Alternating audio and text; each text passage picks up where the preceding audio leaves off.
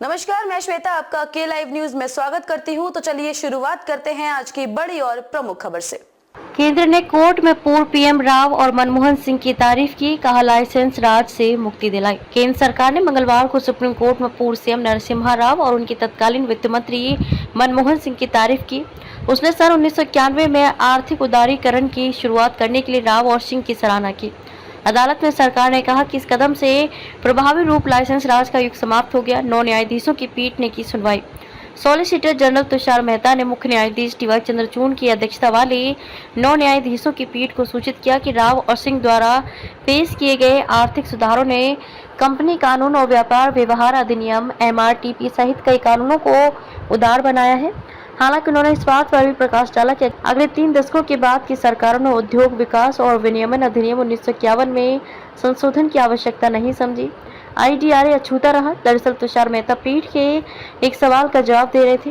पीठ ने IDRA 1951 की आलोचना करते हुए इसे पुरातनपंथी और लाइसेंस राजयुग बताया। इस पर मेहता ने जोर देकर कहा कि आर्थिक सुधारों के जरिए लाए गए बदलाव के बयान के बावजूद IDRA अछूता रहा, जिससे केंद्र का विभिन्न उद्योगों पर नियंत्रण बरकरार रहा।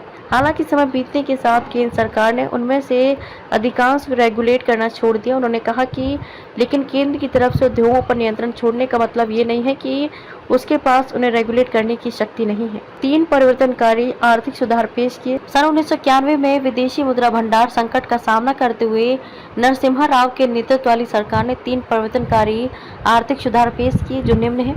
कोर्ट में मिली थी मदद। राष्ट्रीय हित में और कोविड-19 महामारी जैसे हालातों में केंद्र की तरफ से इस नियामक नियंत्रण को बरकरार रखा गया था।